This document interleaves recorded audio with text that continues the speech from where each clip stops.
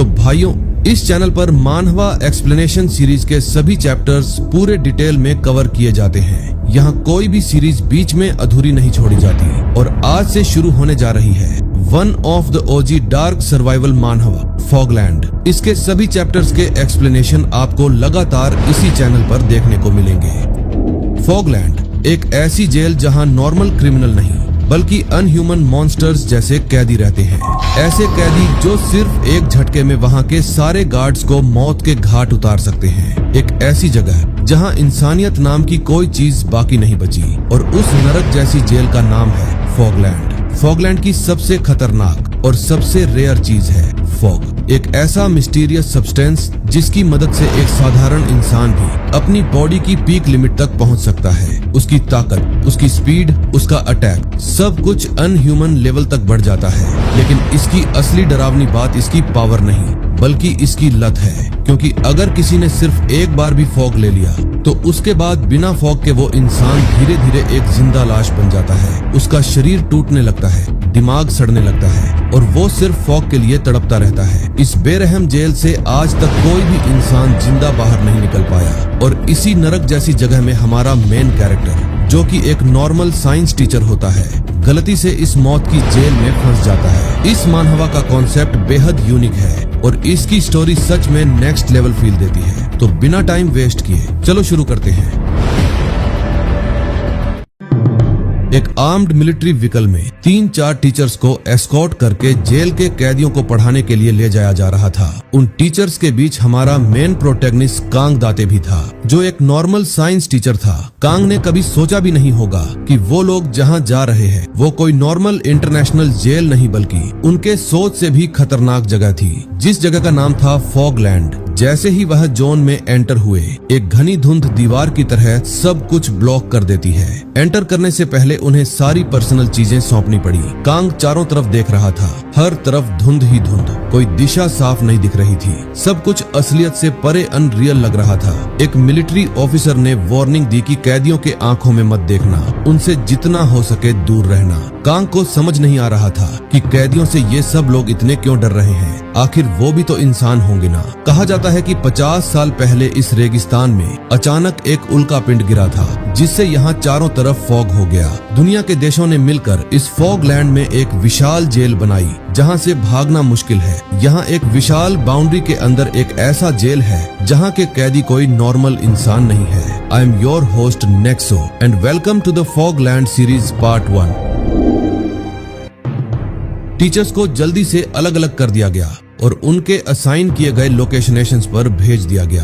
Kong के कदमों की आवाज गलियारे में गूंज रही थी। वह खुद से बार बार बोल रहा था, डरने की कोई बात नहीं है, बस एक क्लास पढ़ानी है। उसे एक सील्ड सेफ रूम में ले जाया गया, जो टेम्पर्ड ग्लास से घिरा हुआ था। टेबल पर बस एक माइक्रोफोन था। कांग को अजीब लगा। उसने सोचा यह थोड़ा ज्यादा नहीं हो गया क्या? इतना मोटा ग्लास उसने कभी नहीं देखा था और वह भी पहली बार एक सील्ड चैम्बर में पढ़ाने जा रहा था। उसने टेम्पर्ड ग्लास पर दस्तक दी तो समझ आया कि यह उसने सोचा था उससे कहीं ज्यादा मोटा है। उसे शक हुआ कि क्या बाहर के स्टूडेंट्स ब्लैक बोर्ड साफ देख भी पाएंगे। तभी गेट पे किसी ने उसकी आइडेंटिटी दोबारा कंफर्म की। क्या आप टीचर कांग हैं? कंफर्म होने के बाद उस ऑफिसर ने गंभीरता से वार्निंग दी, कैदी अब एंटर होने वाले हैं, दूरी बनाए रखना, किसी भी तरह का कॉन्फ्लिक्ट मत करना। उसकी आवाज से कांग को लगा कि कुछ गड़बड़ है। दरवाजा धड़ाम से बंद हो गया। कुछ ही पल बाद बाहर से शोर सुनाई दिया। कांग को लगा शायद उसका वहम है, लेकिन वो भारी आयरन दरवाजा हिल रहा था।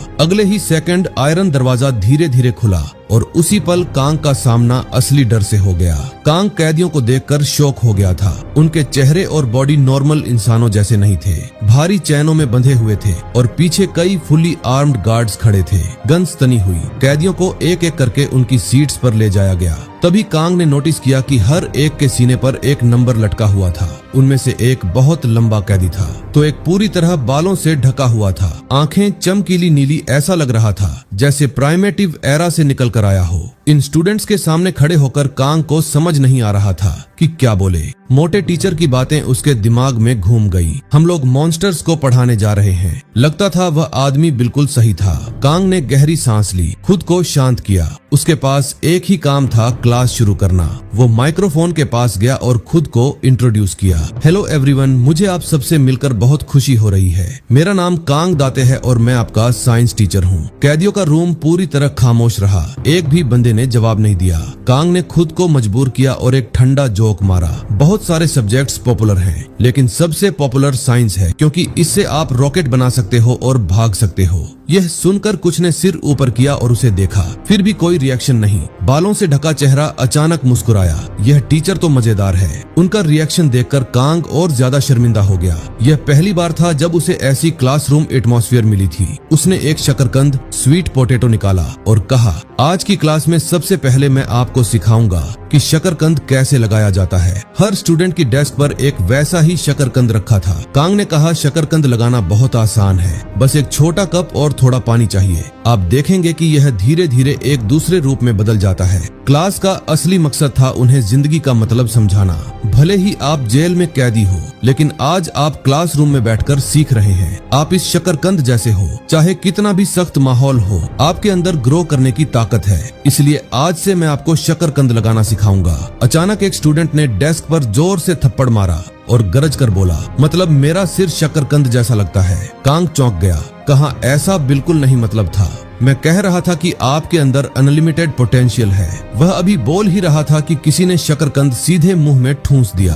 तभी कांग को समझ आया कि कुछ गड़बड़ है। बहुत जल्दी सारे कैदियों ने उसी की नकल की और शकरकंद साफ साफ खा लिए। कांग घबरा गया, बोला, ना खाओ, यह शकरकंद लगाने के लिए है। वो हेल्पलेस होकर लेक्चरर के पीछे खड़ा रह गया। सबको देखता रहा। यह क्या करने वाले थे? पढ़ने नहीं आए थे क्या? एक भारी आवाज गूंजी। एक मास्क वाला आदमी सिर ऊपर करके बोला, सीधे बता दो फॉग कैसे बनता है? कांग जम गया। क्या वो सिर्फ फॉग फॉर्मेशन के बारे में क्यूरियस था? उस आदमी का चेहरा गहरा हो गया। तुम खुद को साइंटिस्ट कहते हो और फॉग भी नहीं जानते। कांग हल्का हंस पड़ा और बोला, मैं टीचर हूँ, साइंटिस्ट नहीं। सामने टेम्पर्ड ग्लास में अचानक दरार पड़ गई। मास्क वाले ने सिर से ग्लास पर जोर मारा और वो क्रैक हो गया। कैदी ने बोला, हमसे मजाक कर रहे हो, हमें बेवकूफ समझते हो। डर से कांग ने कंट्रोल रूम को कांटेक्ट किया। एक कैदी ने ग्लास तोड़ दिया है। बहुत सारे आर्म्ड पर्सनल्स क्लासरूम में घुस आए। राइफल्स तनी हुई और तभी कांग ने अपनी जिंदगी का सबसे शॉकिंग सीन देखा। कैदी स्टूडेंट्स को एक एक करके गोली मार दी गई। कोई भी नहीं बचा।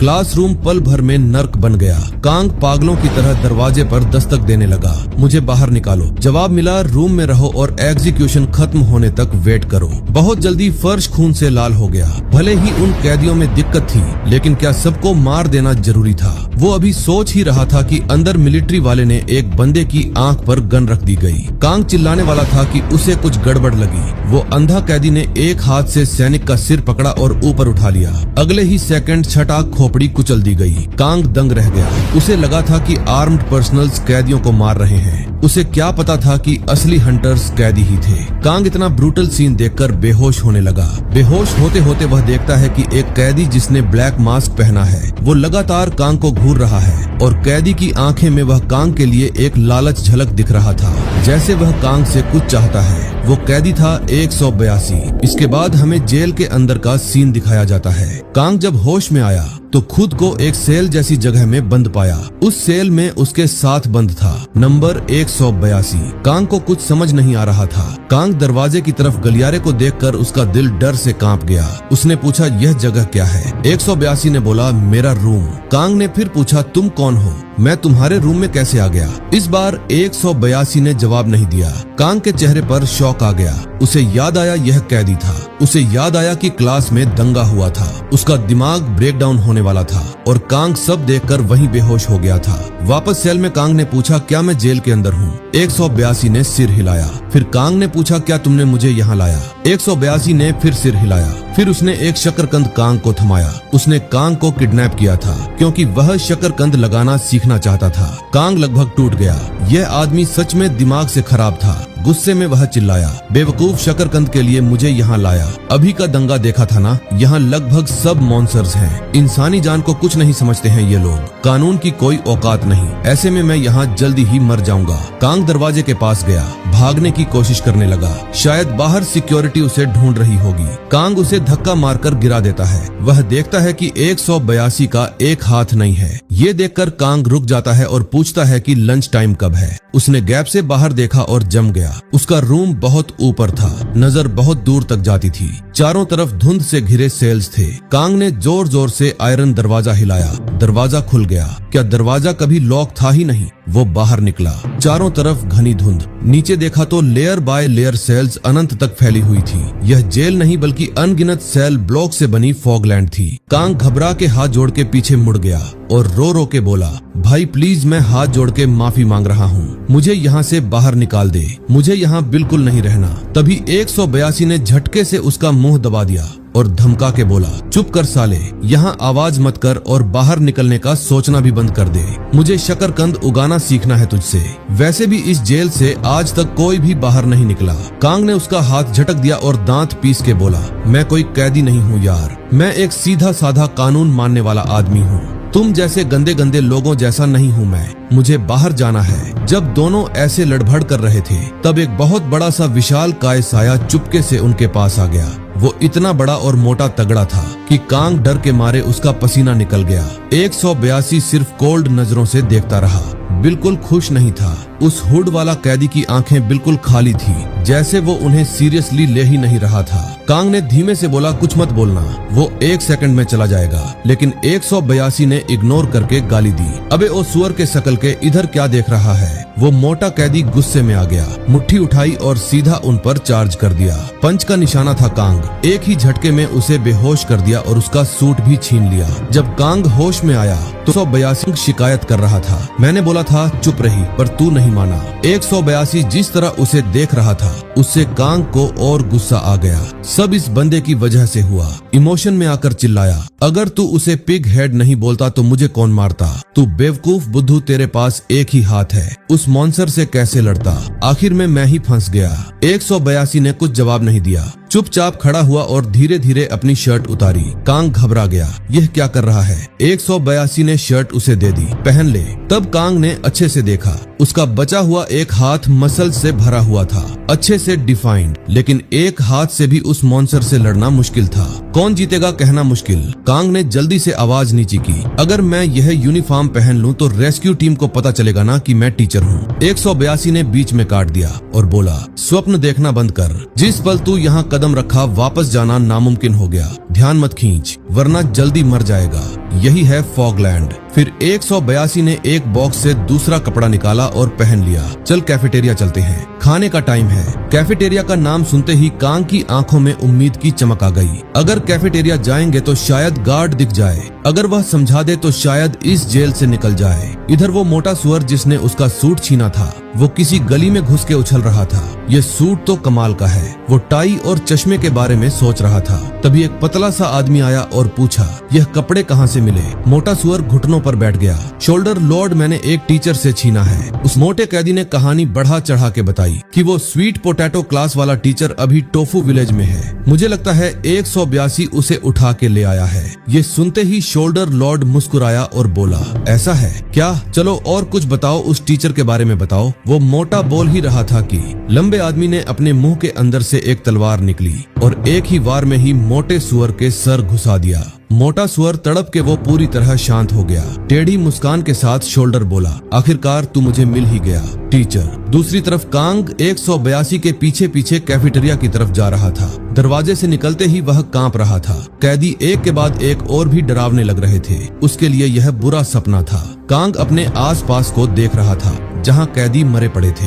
ये ऐसा लग रहा था मानो जिंदा नर्क हो, लेकिन ये वहाँ के लिए फॉगलैंड का एक और आम दिन था।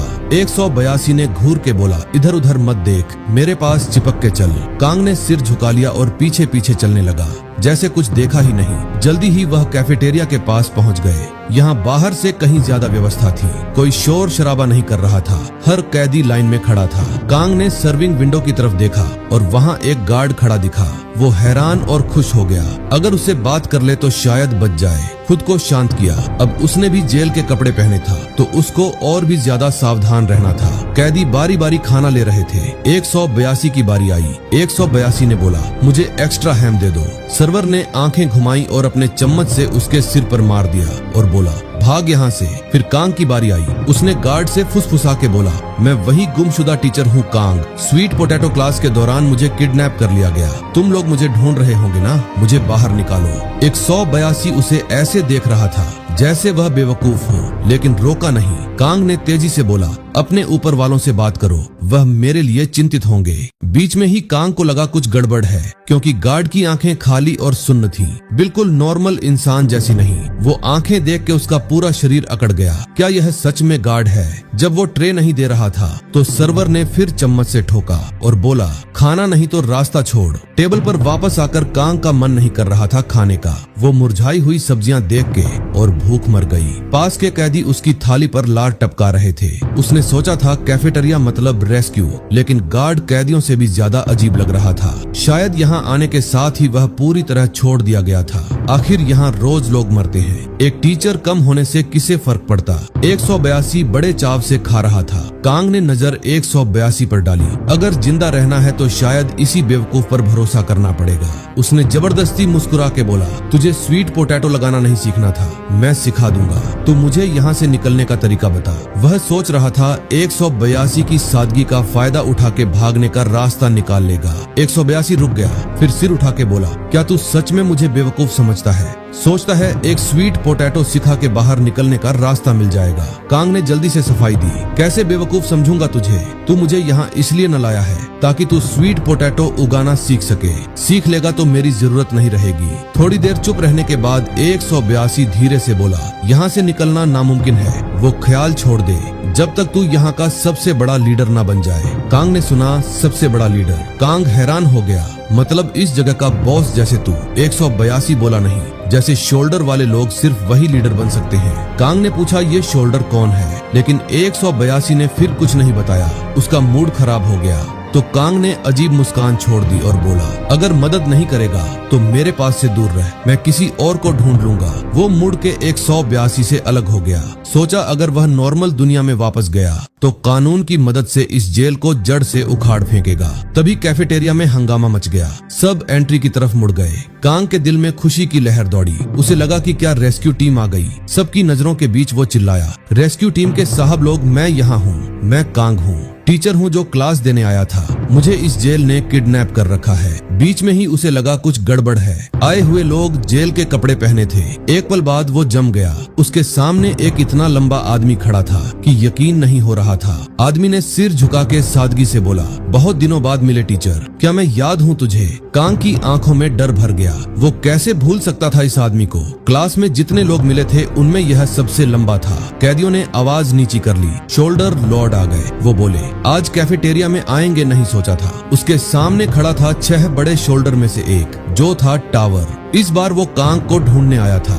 टावर बोला, सुना है तूने स्वीट पोटैटो क्लास दी, लेकिन मुझे उगाने में दिलचस्पी नहीं, मुझे फॉग बनाने का तरीका जानना है। कांग कांप रहा था। उसने सोचा आखिर ये फॉग क्या है? उसे पता ही नहीं था।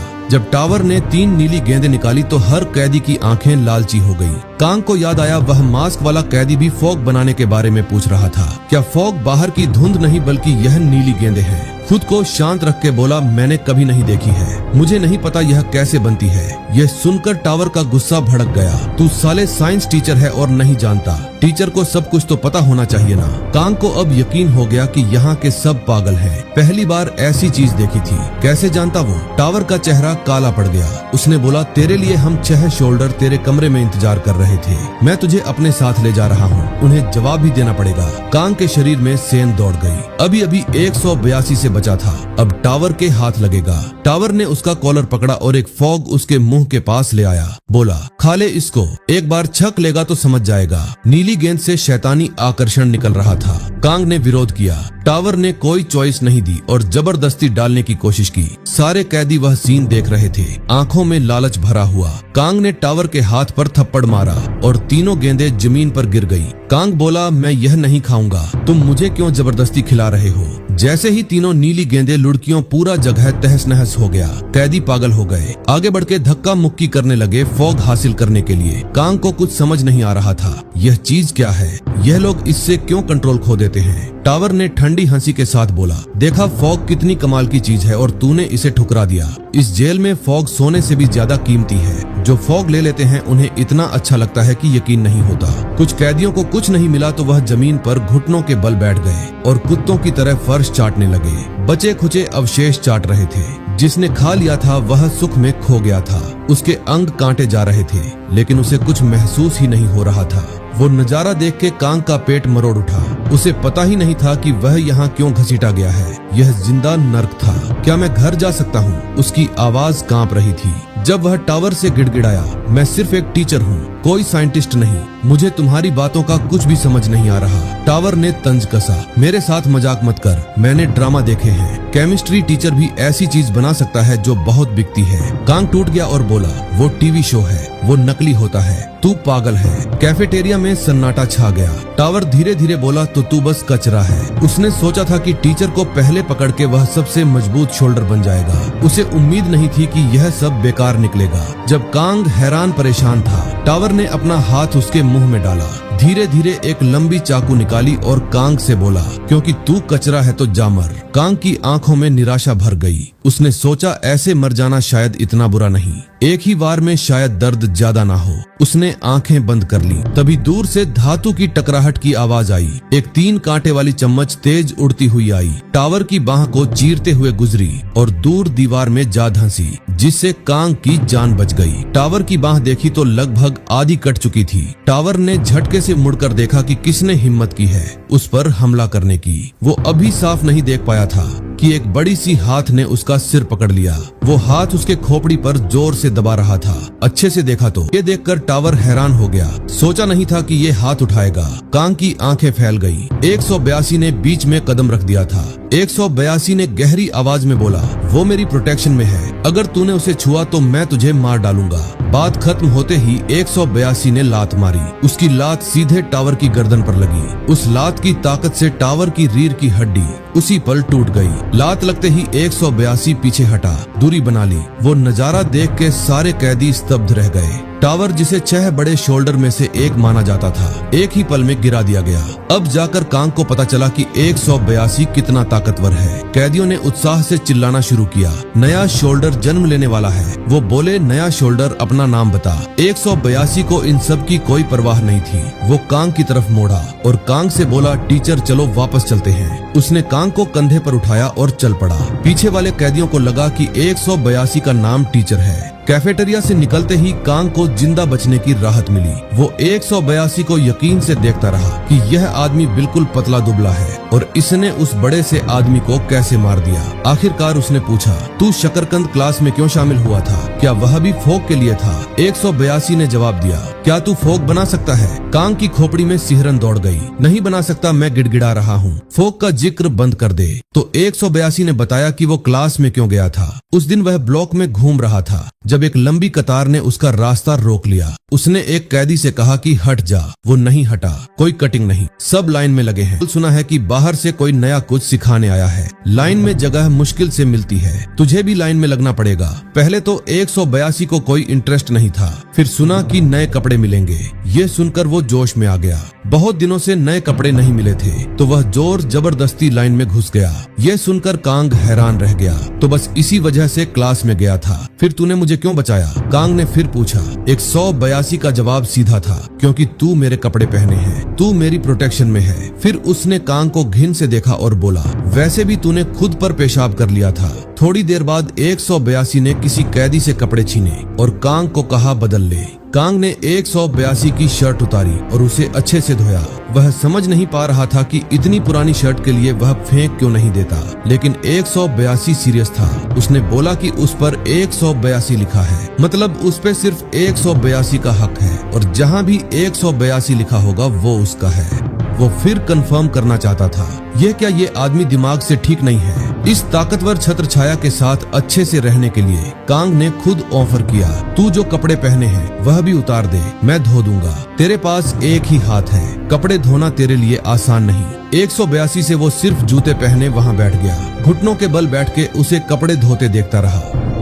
जब काम खत्म हुआ तो आधी रात हो चुकी थी। कांग का दिल अभी भी बेचैन था। वो शोल्डर गैंग के राक्षस जरूर अभी भी उसे ढूंढ रहे होंगे। तभी उसका पेट गुर्राया। उसने सोचा अगर पता होता तो वह मुरझाई हरी सब्जियां नाक भौंस सिकोड़ के नहीं छोड़ता। जमीन पर एक शकरकंद पड़ा दिखा, लेकिन वो 182 का था। उसने चुपके से उठाया और ऊपर बेड पर सोते 182 की तरफ देखा। वो काटने ही वाला था कि ऊपर से एक बड़ा हाथ आया और शकरकंद झटक दिया। ऊपर से झांकते हुए 182 बोला, टीचर क्या तू चोर है? कांग बड़बड़ाया और बोला, मैं बस बहुत भूखा हूँ, क्या थोड़ा खाना दे सकता है? 182 ने इग्नोर किया, कूद के नीचे आया और शकरकंद पर 182 लिख दिया और बोला, यह अब मेरा है, कोई और कभी नहीं छू सकता। फिर उसने कांग से कहा, आंखें बंद कर ले क्योंकि वह शकरकंद छुपाने वाला है। 182 की नजर में यह टीचर फिर चोरी करने की कोशिश करेगा। दूसरी तरफ टावर, जिसे 182 ने हराया था, वो कोने में सिकुड़ के खुद को रिपेयर कर रहा था। वो अभी भी यकीन नहीं कर पा रहा था। वो लात इतनी अचानक आई थी, उसे पता ही नहीं चला क्या हुआ। टावर की एक खासियत थी जो घनी धुंध में बनी थी। उसकी रीड स्टील जितनी मजबूत थी, फिर भी इतनी मजबूत रीड एक लात से चूर चूर हो गई। उसे अच्छे से याद था 182 ने कहा था, वो टीचर मेरी प्रोटेक्शन में है। तो उसने सोचा था टीचर को 182 से जबरदस्ती छीन लेगा, लेकिन मास्क वाला कैदी चुपके से उसके पास आ गया और बोला, लगता है तूने सच में टीचर को ढूंढ लिया, फिर हमें क्यों नहीं बताया? टावर ने ठंडी हंसी के साथ बोला, ज्यादा घमंड मत कर, मैं यहाँ का सबसे बड़ा लीडर बनने वाला हूँ, मैं क्यों शेयर करूँ तुझसे? अगले ही पल उसके पास वाला मैकेनिक का हथौड़ा गायब हो गया। ऊपर देखा तो हथौड़ा मास्क वाले के हाथ में था। वो धीरे धीरे टावर के पास आया। उसकी आवाज फॉग में बर्फ जितनी ठंडी थी। तेरा सपना बहुत बड़ा है, इतना बड़ा कि तेरी ताकत से मैच नहीं करता। टावर की आंखों में असली डर आ गया। तभी टावर ने कहा, तू क्या करने वाला है? मास्क वाले ने क्रूर मुस्कान दी। टावर को बोला, जो नियम तोड़ता है बाद में उसे मैं तोड़ता हूँ। अगले सेकंड हथौड़ा गिरा। जो बॉडी अभी रिपेयर हुई थी वह फिर से चूर चूर हो गई। यह मास्क वाला 6 बड़े शोल्डर में से एक था, जिसका नाम था हाउंड। 10 मिनट बाद हाउंड ने टावर के सारे आदमियों को कत्ल कर दिया। अपनी टीम जमा की, मोटरसाइकिल पर सवार हुआ और टोफू विलेज की तरफ दौड़ पड़ा। कांग 182 के पीछे पीछे चल रहा था। वो दोनों वहाँ सबसे अच्छी धूप वाली जगह खोज रहे थे। कांग ने बताया कि एक बार शकरकंद पर लिखने से उसकी लाइफ फोर्स कमजोर हो जाती है और आसानी से मर जाता है। अंदर से उसे बहुत गिल्ट महसूस हो रहा था, लेकिन इस जेल से निकलने के लिए उसके पास कोई और चारा नहीं था। पूरी तरह अंधेरे में 182 उसे इधर उधर घुमाता रहा, धूप की तलाश में। 2 घंटे पैदल चलने के बाद भी एंट्री की तरफ कोई रास्ता नहीं मिला। 182 ने सिर खुजाया और बोला, मुझे भी रास्ता नहीं पता, बस सबसे चमकीली जगह की तरफ चलते रहते हैं, बस इतना ही। यह सुनकर कांग का आखिरी सब्र टूट गया। कांग ने कहा, अब तू यह क्यों बता रहा है? हमने 2 घंटे बेकार गवा दिए। वो बस जमीन पर धड़ाम से बैठ गया। उसके बाद बोला, फिर तू मुझे कंधे पर उठा ले। अगर तू चाहता है कि मैं तेरे शकरकंद को बचाऊं, तो मुझे कंधे पर उठाकर चलता रह। हैरानी की बात यह हुई कि 182 अचानक धड़ाम से गिर पड़ा, मुंह के बल जमीन पर बिल्कुल हिलता डुलता नहीं। कांग को तुरंत लगा कुछ गड़बड़ है। 182 की फिजिकल एबिलिटी इतनी जबरदस्त है कि वह इतनी जल्दी थक नहीं सकता। हाथ कांपते हुए उसने 182 का हुड उठाया। अगले ही पल कांग पूरी तरह स्तब्ध रह गया। 182 की आंखें खाली थी और मुंह नाक से अजीब नीला लिक्विड बह रहा था। कांग घबरा के उसके गाल थपथपाने लगा और बोला, आज धूप नहीं ढूंढ रहे, वापस जा रहे हैं, अभी वापस जा रहे हैं। 182 के बिना वो यहाँ जिंदा नहीं रह सकता। उसने 182 के कंधे जोर से पकड़े और गले से चीखा, साले मुझे यहाँ अकेला मत छोड़, मैं गिड़गिड़ा रहा हूँ, जाग जा। बात पूरी होने से पहले पीछे से जोरदार धमाका हुआ। अगले सीन में एक गले की खरखराहट वाला आदमी उसके पीछे आया। हाथ बढ़ाकर उसकी पलकें उठाकर देखा और धीरे धीरे बोला, तू नॉर्मल इंसान है ना? अब जाकर कांग ने उसको अच्छे से देखा। नया आने वाला एक जवान लड़का था, बिल्कुल हानि रहित और नरम लगने वाला। वो कांग की चीख सुन के उत्सुकता से आया था। उस जवान ने कांग को अपने ठिकाने पर ले जाया और कुछ खाना थमाया। उसके पीछे एक नीले बालों वाली लड़की खड़ी थी। उसने कांग को सलाह दी, धीरे धीरे खा, ऐसे हड़बड़ी में खाएगा तो बदहजमी हो जाएगी। जवान ने अपना नाम बताया, मेरा नाम रामबुटीन है। वो है ली है। कांग ने अपना नाम बताया, मैं कांग हूँ। यह इस जेल में पहली बार था जब उसे ऐसे लोग मिले जिनसे नॉर्मल बातचीत हो सकती थी। उसने कभी कल्पना नहीं की थी कि यहाँ औरत भी होगी। लड़की जोर से हंसी और बोली, मैं तो सोच रही थी बाल छोटे करके लड़का बन जाऊं।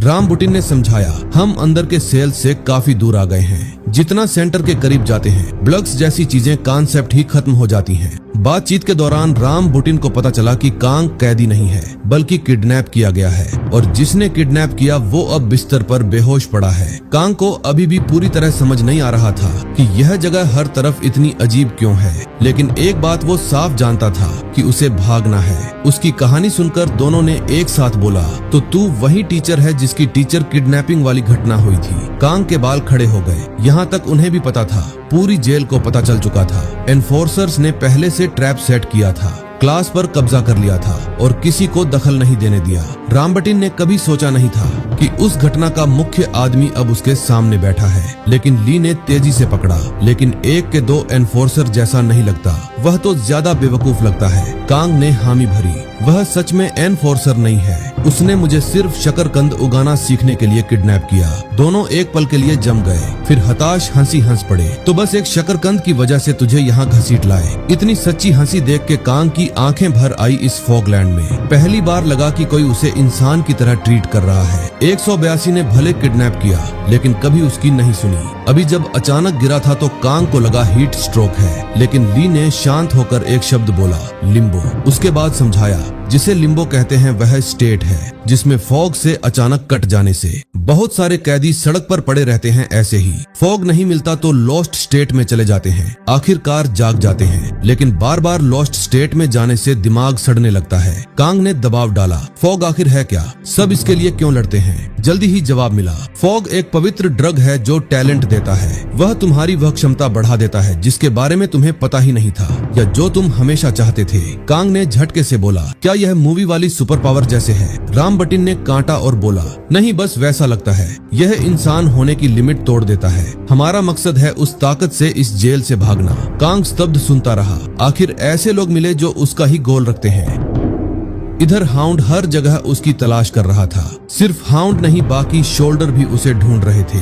सबका एक ही टारगेट था, टोफू विलेज। यहाँ ली और रामबुटिन ने कांग को अपना एस्केप प्लान में शामिल करने का फैसला किया। रामबटिन बोला, हम तैयार हैं। जैसे ही तू हामी भरेगा हम साथ निकलेंगे। कांग ने इंस्टिंक्ट से मना कर दिया, मैं बस एक नॉर्मल आदमी हूँ। पहले गार्ड से संपर्क करने के बारे में सोचना चाहिए, फिर एस्केप। मैं यहाँ क्रिमिनल नहीं हूँ। अगर इम्पल्स में जेल ब्रेक करने की कोशिश की तो शायद लाश भी नहीं बचेगी। रामबटिन ने साफ मना किया, कोई भी बाहर से अंदर नहीं आ सकता। कोई भी अपनी मर्जी से फॉग रियल में नहीं घुसेगा, गार्ड भी नहीं। उसका लहजा गंभीर हो गया। उसने कांग से बोला, सोच ले, जैसे ही हम मूव करेंगे, अगर तूने तब तक मन नहीं बनाया तो हम में से कोई तेरी देखभाल नहीं कर पाएगा। उसके बाद उसने कांग को और डरावनी बात बताई, जितना ज्यादा समय यहाँ बिताएगा उतना आसानी से फॉग तेरे अंदर घुसेगा, भले तूने कभी नीली फॉग गेंदे ना खाई हो। यह सफेद धुंध खुद फॉग पार्टिकल्स से बनी है। कांग के शरीर में ठंड दौड़ गई तो हर सांस के साथ वो खुद को जहर दे रहा है। फॉग भगवान का तोहफा है। टैलेंट मैनिफेस्ट करने के लिए बहुत सारे फॉग पार्टिकल्स चाहिए, लेकिन एडिक्ट करने के लिए बस इतना काफी है कि लंबे समय तक अनजाने में यह सफेद धुंध सांस मिले। एक बार एडिक्ट हो गया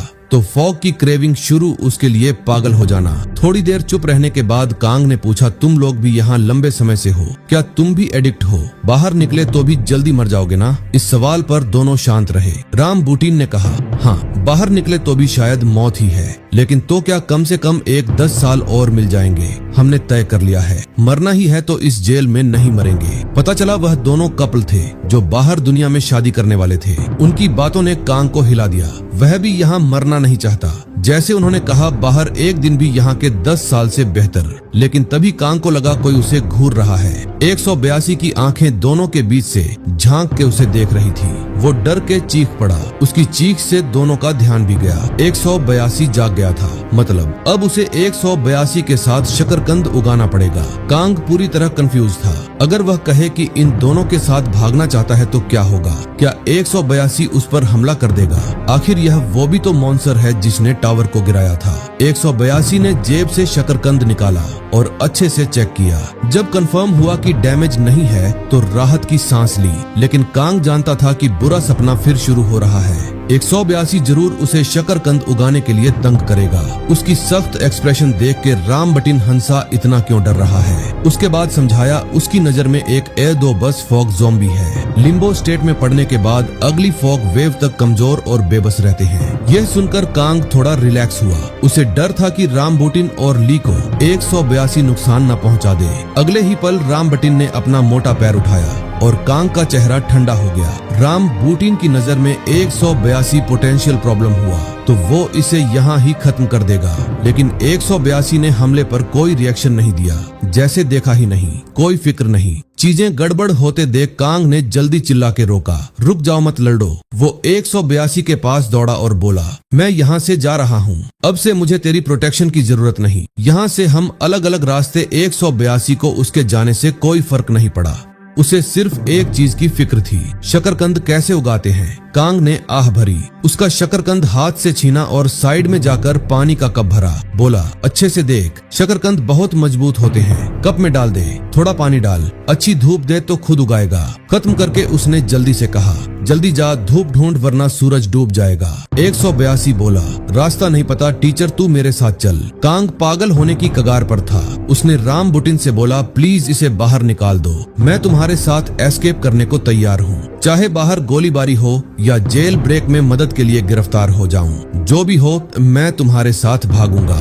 धड़ाम से रामबटिन ने 182 को दरवाजे से बाहर फेंक दिया। जमीन पर गिरा शकरकंद 182 ने फिर से उठा लिया। उसकी आंखों में लगभग जुनूनी फिक्सेशन था। वह इस शकरकंद को जिंदा रखने का पक्का इरादा रखता था। 182 के जाने के बाद कांग ने राहत की सांस ली और रामबटिन से पूछा कि यहाँ से कैसे निकले। रामबटिन ने थोड़े से घुटने मोड़े और जांघ की मसल्स फूल गई। बोला, मैं डेमो देता हूँ। बात खत्म होते ही उसने जमीन से लात मारी और तीर की तरह बाहर निकल गया, इतनी तेजी से कि कांग मुश्किल से देख पाया। पता चला रामबुटिन का टैलेंट डरावनी जंपिंग पावर और एक्सप्लोसिव स्ट्रेंथ था। उनका प्लान था स्पीड और लीप से ऊंची दीवारों को पार करना। जल्दी ही तीनों एक ऊंची जगह पर पहुंचे टेरेन देखने। ली ने माथा थपथपाया और अपना टैलेंट एक्टिवेट किया। उसकी आंखें कैमरे की तरफ फोकस एडजस्ट करती हुई दूर देखने लगी। जो भी देखा वो तेजी से कागज पर रिकंस्ट्रक्ट हो रहा था। कांग ने तारीफ की, तू दूर तक देख सकती है और फोटोग्राफिक मेमोरी भी है। उन्होंने जो मैप निकाला वो सेंट्रल रीजन से लाया हुआ हैंड ड्रॉन कॉपी था। ली बोली, यह सिर्फ इस इलाके का छोटा सा हिस्सा है। कांग को उम्मीद नहीं थी कि यह जगह इतनी विशाल है। सामने का बड़ा मैप सिर्फ एक कोने को रिकॉर्ड कर रहा था। ली बोली, टोफू विलेज की साइज देख के लगता है हम काफी दूर आ चुके हैं, जल्दी ही फॉग लैंड के किनारे पर पहुंच जाएंगे। कांग ने पेंसिल ली और मैप पर मार्किंग शुरू की। बोला, यहाँ 4 वैग्रेंट हैं, इन्हें पोटेंशियल थ्रेट मार्क करो। और यह लाल डॉट्स क्या मतलब है? सवाल सुनते ही उनकी नजरें तेज हो गई, लेकिन जवाब नहीं दिया, बल्कि कैजुअली टॉपिक बदल दिया। ज्यादा मत सोच, कांग बोला, वैसे भी हम जल्दी ही यहाँ से निकल जाएंगे। उसके बाद अगले सीन में टोफू विलेज दिखाया जाता है, जहाँ 182 कुछ लोगों के सामने आता है और उनसे पूछता है कि क्या तुम्हारे पास फॉग है। वे कैदी उसे एक गुस्सा मार देते हैं और बोलते हैं, चल जा यहाँ से। फिर 182 उनसे बोलता है कि अगर तुम्हारे पास पॉकेट में या कहीं भी थोड़ा सा भी फॉग बचा होगा तो प्लीज दे दो। एक पतला कैदी बोलता है, क्यों ना हम इसी खा जाए, और चम्मच लेके 182 की तरफ बढ़ता है। तभी उसे एक लात फेस पे पड़ती है, जहां हाउंड ने पहले ही बुरी तरह घायल 182 को ढूंढ लिया था। हाउंड ने कहा, अरे छोटे, आखिरकार तुझे ढूंढ लिया, अच्छे से सरेंडर कर दे। पता चला कि 182 और हाउंड के बीच बहुत पुरानी दुश्मनी थी। उसने बताया कि उस क्लास के समय हाउंड ने सबसे पहले कांग को ढूंढा था और उसे ले गया था। उस वक्त 182 ने भी टीचर पर नजर रख ली थी और हाउंड का पीछा करते हुए पूरा रास्ता आया था। हाउंड गुस्से से लाल हो गया और बोला, तू किसका आदमी है? मेरी पकड़ी हुई चीज चुराने की हिम्मत करता है? 182 ने एक शब्द भी नहीं बोला। वो सिर्फ हाउंड के हाथ में पड़े टीचर को घूरता रहा। उसके बाद 182 ने अपना शकरकंद आगे बढ़ाया और बोला, तूने टीचर को किडनैप किया क्योंकि तुझे भी शकरकंद उगाना सीखना है। अगर नहीं पता तो मैं टीचर से पूछ लूंगा। यह सुनकर हाउंड, जिसे हंसी भी कहा गया, गुस्से से लाल हो गया। हाउंड ने कांग को हवा में उछाल दिया। हाउंड ने सोचा कि पहले इस परेशान करने वाले पागल को खत्म कर देता हूँ, फिर टीचर को ले जाएगा। आखिर बाकी शोल्डर भी टीचर पर नजर रखे हुए थे। हाउंड को जल्दी खत्म करना था, लेकिन जो हाउंड ने नहीं सोचा था वो यह कि 182 ने उसके हमले को आसानी से चकमा दे दिया। वो पतला सा लगने वाला आदमी इतनी तेज रिएक्शन स्पीड वाला था। 182 ने धीरे से 2 उंगलियां उठाई। अगले ही पल उन 2 उंगलियों ने हाउंड की कमर में जोर से घुसेड़ दिया। उस एक ही वार से हाउंड बेहोश हो गया। जब हाउंड बेहोश था, 182 ने टीचर को छीन लिया। यह असली सच था। टीचर को असल में किडनैप करने वाला हाउंड था और 182 ने सिर्फ टीचर को वापस चुरा लिया था। अब सीन प्रेजेंट में आता है, जहां हाउंड ने 182 का हुड फाड़ दिया। हाउंड ने कहा, इस बार पुराना हिसाब कर रहा हूँ।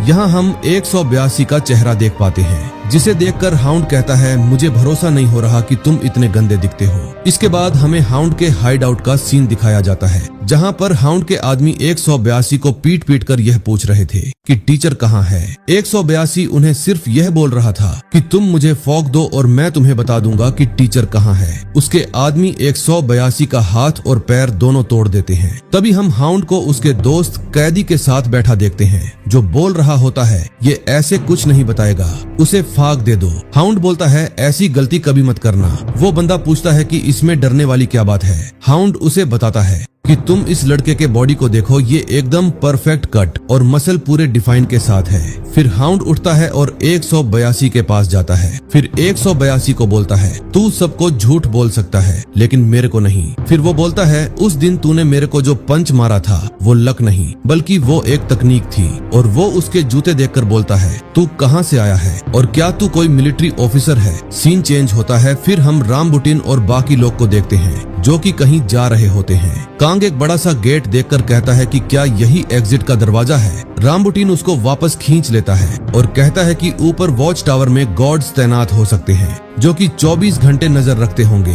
कांग बोलता है कि क्या तुमको सच में लगता है कि यहाँ कोई गार्ड होगा। रामबुटिन कहता है, हम रिस्क नहीं ले सकते। फिर कांग कहता है कि अगर ऐसा है तो वह अकेला जाकर देखेगा। इसके बाद ली कहती है, तुम वहाँ जाकर क्या उसका दरवाजा खटखटाकर पूछोगे कि वहाँ कोई है या नहीं। तभी ली के बगल से एक आवाज आती है कि अगर तुम वहाँ जाओगे तो हो सकता है गार्ड तुम्हें देखते ही गोली मार दे।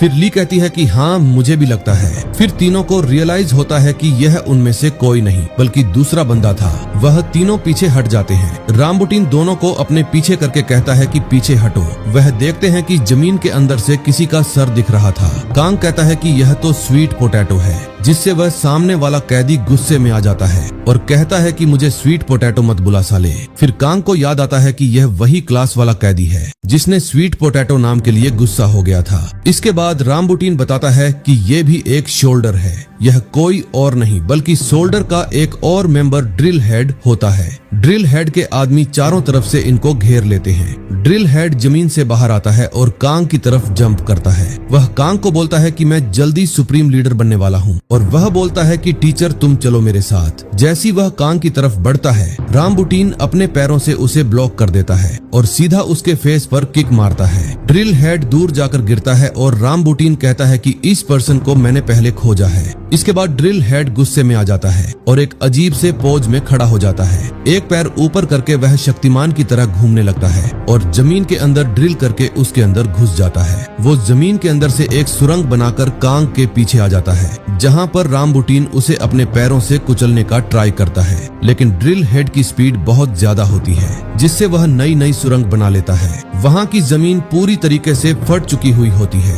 तभी ड्रिल हेड को एक गैप मिल जाता है। वह सीधे रामबुटिन के पीछे से अटैक करता है और रामबुटिन हवा में उड़ जाता है। ली यह देखकर रामबुटिन का नाम चिल्लाती है। उसकी आवाज से सबको पता चल जाता है कि वह एक लड़की है और सभी हैरान हो जाते हैं। यह देखकर कुछ कैदी ली के पास आ जाते हैं और उसके कपड़े उतरने लगते हैं। ली अपने आप को बेबस महसूस करती है और सोचती है कि यह उसकी वजह से हुआ। कांग भी वही यह सब देख रहा होता है और गुस्से में आ जाता है। वह अपने पास के पत्थर को उठाता है और उन दो कैदियों पर अटैक करता है। ली भी यह देखती है कि कांग उसको प्रोटेक्ट करने के लिए लड़ने का ट्राई कर रहा है। कांग बहुत सारे पत्थर उन पर मारता है जिनमें से एक ली को भी लग जाती है और कांग रुकता नहीं बल्कि पत्थर मारते रहता है। फिर ली उसका हाथ पकड़ लेती है और कहती है कि वे लोग गिर गए हैं और उन्हें भागना चाहिए। वे दोनों हाथ पकड़कर वहाँ से भागने लगते हैं। ड्रिल हेड सब देख रहा था। वह कहता है कि यह लड़की तो बहुत सुंदर है। फिर रामबुटीन भी वहाँ से निकल के भागने लगता है और ड्रिल हेड अपनी स्किल का इस्तेमाल करके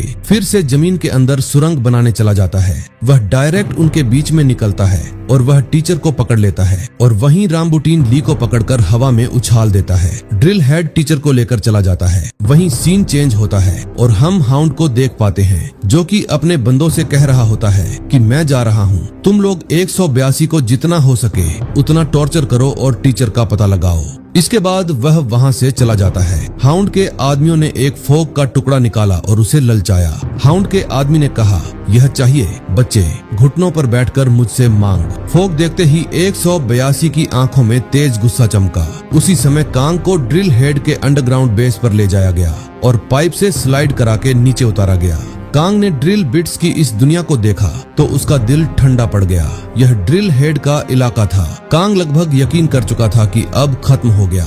हाउंड के आदमी अभी भी 182 से पूछताछ कर रहे थे। जब कोई जवाब नहीं मिला तो हाउंड के एक आदमी ने फॉग को अपने मुंह में डाल लिया। हाउंड का आदमी बोला, सोच ले, फॉग के बिना तू कुछ नहीं कर सकता, हिल भी नहीं सकता, ताकत नहीं है। जैसे ही वह फॉग गले तक निकला, अगले ही सेकंड 182 का मुंह उसके गले पर जम गया। 182 ने उसके गले को काट दिया और आधा निकला फॉग जबरदस्ती गले से निकाल लिया। फिर 182 ने सिर उठाकर बाकियों की तरफ पागलों जैसी मुस्कान दी। 182 बोला, अभी तुमने मुझे आधा मारा था, अब मेरी बारी है। 1 घंटे बाद हाउंड बेस पर दौड़ता हुआ आया। सामने का नजारा देखकर हाउंड पूरी तरह स्तब्ध रह गया। उसके बेस के सारे आदमी हिंसक मौत मरे पड़े थे। सिर्फ एक किलर हो सकता था, 182। हाउंड घुटनों पर गिर के चिल्लाया, भाइयों, मैं तुम्हें बचा नहीं पाया, धिक्कार है। और बोलता है, 182, मैं तुझे मार डालूंगा। तब तक 182 कैफेटेरिया में वापस आ चुका था। 182 सीधा सर्विंग विंडो पर गया और सर्वर से बोला, पानी। सर्वर ने बेचैनी से कहा, लाइन में लग। लाइन काटने से 182 ने बाकी कैदियों को गुस्सा दिला दिया। सब बड़बड़ाने लगे। अगले ही पल 182 ने दोनों हाथों से काउंटर पर इतनी जोर से मारा कि सब हिचकिचा गए। कोई भी पागल से टकराने को तैयार नहीं था तो 182 को पानी मिल गया। अपने कमरे में वापस आकर 182 ने शकरकंद को खिड़की के पास रखा। धीरे धीरे धूप सोखने दिया। पूरे दिन बाद 182 ने देखा कि शकरकंद में कोई बदलाव नहीं आया। कुछ देर घूरने के बाद आखिरकार 182 को समझ आया कि उसे बेवकूफ बना दिया गया था। गुस्से से भरा 182 बड़बड़ाया, टीचर, मैं तुझे मार डालूंगा। इधर कांग ड्रिल बिट्स की दुनिया में गहराई में खड़ा था, लगभग निराश। कांग को पता था कि यहाँ से निकलना लगभग नामुमकिन है। ड्रिल हेड कांग के सामने खड़ा होकर बोला, क्या तू फग बना सकता है? तू साइंस टीचर है, ऐसी छोटी चीज तो कर ही सकता है ना। कांग ने हिम्मत जुटाई और बोला, असल में हमें बनाना भी नहीं पड़ता। यह हवा में जो सफेद फॉग है वो फॉग का प्रारंभिक रूप नहीं है, बस गहरी सांस ले लो। बात पूरी होने से पहले कांग का गला दब गया। ड्रिल हेड बोला, मजाक कर रहा है? अगर इतना काफी होता तो फॉग के पीछे कौन भागता? हवा में फॉग इकट्ठा नहीं हो सकता, उसे इकट्ठा करके कंप्रेस करना पड़ता है। यह सुनकर कांग पूरी तरह स्तब्ध रह गया। एक साइंस टीचर होने के नाते कांग को ऐसे बेसिक प्रिंसिपल्स अच्छे से पता थे। जब सुबह होती है और हवा ड्यू पॉइंट तक ठंडी हो जाती है तो फॉग छोटी छोटी पानी की बूंदों में कंडेंस हो जाता है। अगर उन बूंदों को इकट्ठा करके कंप्रेस किया जाए तो शायद कांग की आंखें चमक उठी। कांग बोला, अब मुझे फॉग बनाने का तरीका पता है। अगले 2 घंटों में कांग ने अपनी थ्योरी को प्रैक्टिस में बदला। जैसे कांग ने अनुमान लगाया था, वो हवा से धीरे धीरे फॉग इकट्ठा करने लगा। फिर उस लिक्विड फॉग को स्टोरेज टैंक में इकट्ठा किया और बस हो गया। कांग एक्साइटमेंट में हंस पड़ा। कांग बोला, मैं सच में जीनियस हूँ, अब मैं बच गया। इस जेल में कोई मुझे फिर हाथ नहीं लगा सकता। दूसरी तरफ रामबुटिन और ली अपना एस्केप प्लान के लिए नए पार्टनर ढूंढ रहे थे। रामबुटिन और ली ने एक थोड़ा सादा सादा लगने वाले आदमी को चुना और उसे ज्वाइन करने को कहा। उसका व्यवहार अचानक बदल गया। उस आदमी ने कमर से चाकू निकाली और बोला, बकवास बंद करो, यहाँ से कोई नहीं निकल सकता।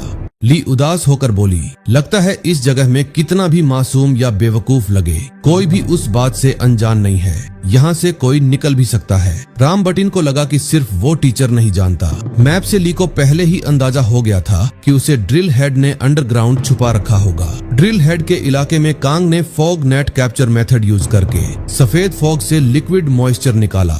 यह वो डिवाइस थी जो एड रीजन में हवा से पानी बनाने के लिए यूज होती है। प्रिंसिपल सिंपल था, जब टेम्परेचर ड्यू पॉइंट तक गिरता है तो वाटर वेपर मेश स्ट्रक्चर पर बूंदों में कंडेंस हो जाता है। सुबह के समय जब ह्यूमिडिटी बहुत हाई होती है, कांग ने यह प्रिंसिपल फॉगलैंड में अप्लाई किया। कांग ने नॉर्मल नेटिंग की जगह ब्रेथेबल इंसेक्ट स्क्रीन यूज की और बॉटम को आर्क शेप दिया। इससे कंडेंस्ड बूंदें कलेक्शन टैंक में जाती थी।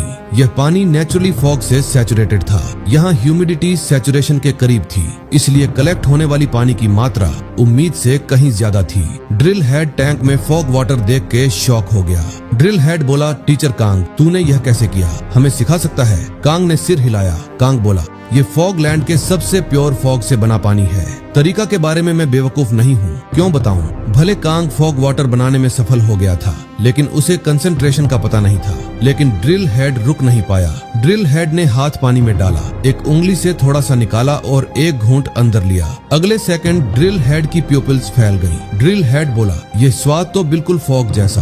फिर वो कंफर्म करता है कि हाँ, यह फॉग है। ड्रिल हेड और उसके आदमी जश्न मनाने लगे। आखिरकार उनके पास फॉग की अनलिमिटेड सप्लाई थी। सारा क्रेडिट कांग को गया। कांग एक झटके में इस अंडरग्राउंड दुनिया का प्रोड्यूसर बन गया। ड्रिल हेड ने उत्साह से कांग को एक मॉडिफाइड जेल यूनिफॉर्म पेश किया।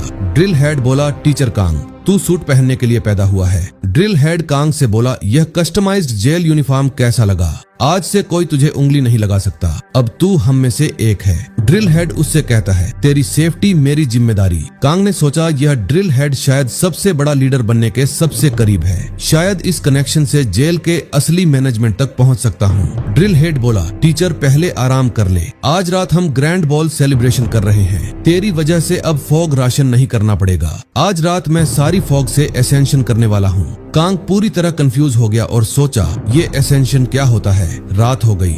हमें सीन दिखाया जाता है कि ट्रे पर पूरी 1000 फॉग फियर्स ढेर थे।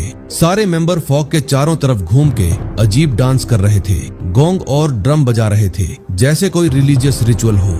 ड्रिल हेड ने ताली बजाई और सबको चुप रहने का इशारा किया। फॉग स्फीयर्स से भरी ट्रे देख के कांग ने ठंडी सांस ली। उसने सोचा, क्या वो सब एक साथ खाने वाले थे? भीड़ के सामने खड़े होकर ड्रिल हेड चिल्लाया, मैं ड्रिल किंग हूँ, अंडरग्राउंड वर्ल्ड का रूलर। गुड इवनिंग मेरे ड्रिल सोल्जर्स। अब हमारे एफर्ट्स का फल मिलने का समय है। फॉग में नहा के हमने अपनी ताकत बढ़ाई है। आज मैं एसेंशन चैलेंज करने वाला हूँ। ड्रिल हेड की आवाज खत्म होते ही सब ने हाथ उठाकर उत्साह दिखाया। सबको यकीन था कि उनका बॉस सफल होगा। ड्रिल हेड ने मुंह खोला और दर्जनों फॉग फियर्स एक घूंट में निगल ली। सबकी आंखों में लालच था, लेकिन कोई आगे नहीं बढ़ा चुराने। जल्दी ही ड्रिल हेड और ज्यादा खाने लगा।